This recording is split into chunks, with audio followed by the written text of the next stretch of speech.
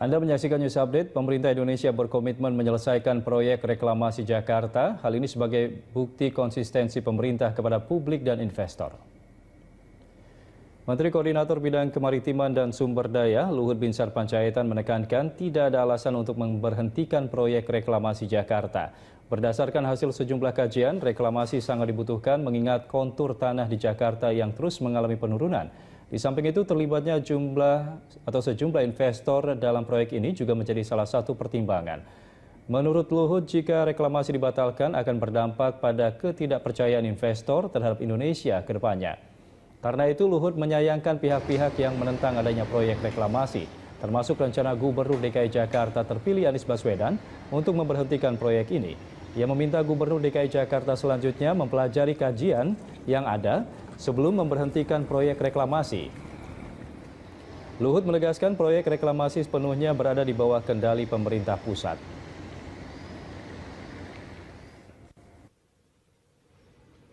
Reklamasi kan tidak ada masalah. Reklamasi saya berkali-kali sebutkan.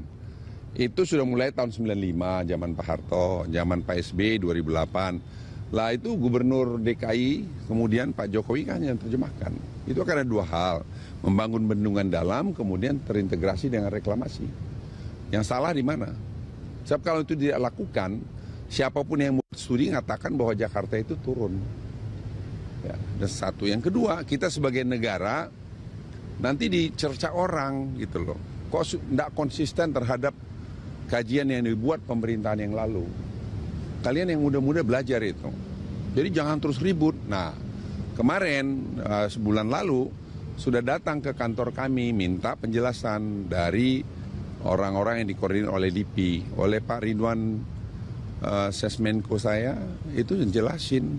Akhirnya bilang bahwa kita sama kalau gitu pemahamannya. Pemerintah telah merampungkan peraturan pemerintah pengganti undang-undang atau Perpu terkait pembubaran ormas radikal. Perpu tersebut mengatur pembubaran ormas radikal atau ormas yang bertentangan dengan Pancasila.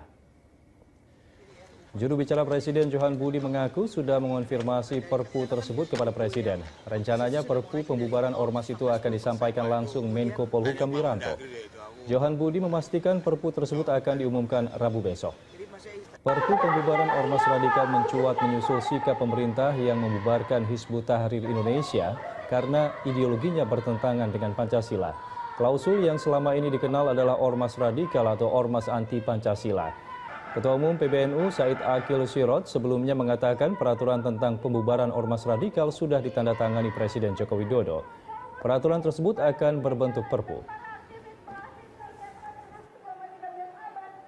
Ya, barusan saya tanya ke Presiden soal Perpu Ormas itu. Nah, jawaban Presiden tadi kemungkinan besok akan disampaikan oleh Pak Menko Polhukam. Jadi saya tanya ke Presiden, Perpu sudah ada di tangan beliau, Presiden maksudnya, dan ditugaskan Menko Polhukam untuk mengumumkan. Bang, besarnya aja. Garis besarnya bahwa Perpu sudah ada di tangan Presiden dan besok Pak Menko Polhukam diminta untuk menyampaikan. Ya, teman-teman sebaiknya ke Direktur Jenderal Pajak Ken Dwi Jugiastiadi menyebutkan target penerimaan pajak 2018 akan naik 16%. Target ini cukup tinggi mengingat target penerimaan 2017 belum sesuai dengan harapan. Sejauh ini penerimaan pajak masih 468,1 triliun rupiah atau 31,2% dari APBN 2017. Bahkan pemerintah memproyeksi terjadi shortfall dalam penerimaan pajak sebesar 50 triliun rupiah. Akibatnya defisit anggaran melebar hingga 2,92% dari PDB. Meski demikian, Ken yakin target yang sulit itu dapat dicapai melalui strategi yang ada.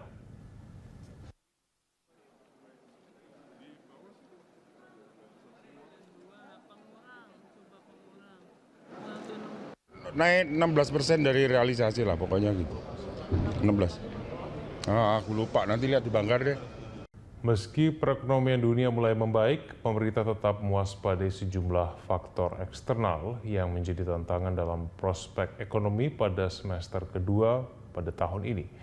Menko Perekonomian Darmin Nasution menyatakan meski IMF telah menaikkan proyeksi pertumbuhan ekonomi global dari 3,4 menjadi 3,5%, namun resiko ketidakpastian global masih membayangi ekonomi Indonesia.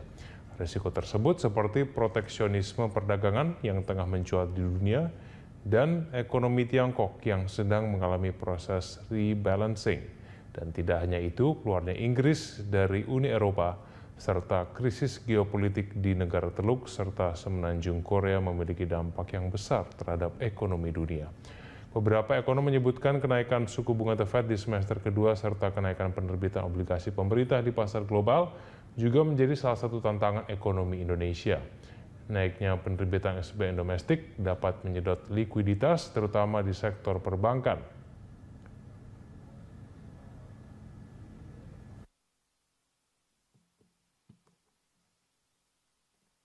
Federal Open Market Committee reaffirmed the current 0 to 0.25%.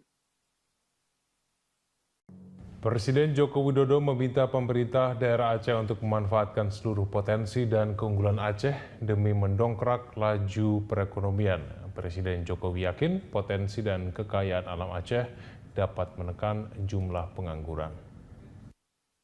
Dalam rapat terbatas yang membahas pelaksanaan proyek strategis nasional Provinsi Aceh di kantor Presiden Selasa siang, Presiden Joko Widodo mengapresiasi perkembangan Aceh yang mampu meraih predikat daerah istimewa dan kawasan ekonomi khusus. Jokowi pun berharap agar status tersebut dapat memberikan manfaat bagi kemajuan dan kesejahteraan rakyat Aceh.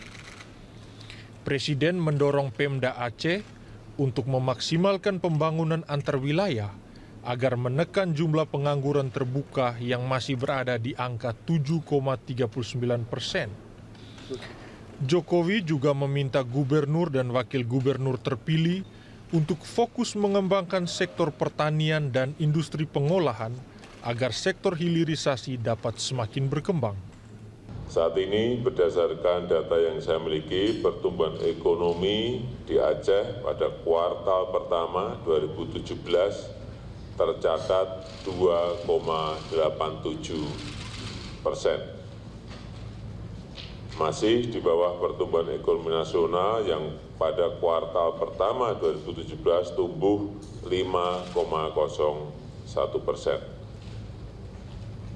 Untuk menopang sektor unggulan, pemerintah pusat akan mempercepat proyek-proyek infrastruktur di Aceh, mulai dari pembangunan beberapa bendungan, pembangunan pembangkit tenaga listrik, sampai dengan percepatan pembangunan infrastruktur untuk KEK di Lok Sumawe, kawasan ekonomi khusus di Lok Sumawe. Saya ingin mengingatkan agar upaya-upaya pembangunan yang dilakukan di Aceh harus menjunjung tinggi nilai-nilai budaya, nilai-nilai kearifan lokal, serta mampu mendorong partisipasi dan keterlibatan warga Aceh dalam memajukan daerahnya. Sementara itu, secara nasional, pada akhir semester tahun ini, dari 247 proyek strategis nasional, belasan di antaranya telah berhasil diselesaikan. Sedangkan yang paling banyak masih pada tahap konstruksi, yakni 120 proyek. Lainnya masih pada tahap transaksi dan persiapan masing-masing sebanyak 12 dan 105 proyek. 247 proyek tersebut termasuk 245 proyek dan 2 program proyek ketenaga listrikan dan industri pengembangan pesawat yang dikelola oleh swasta. Priscila Dauhan, Tommy Pribadi, Berita 1.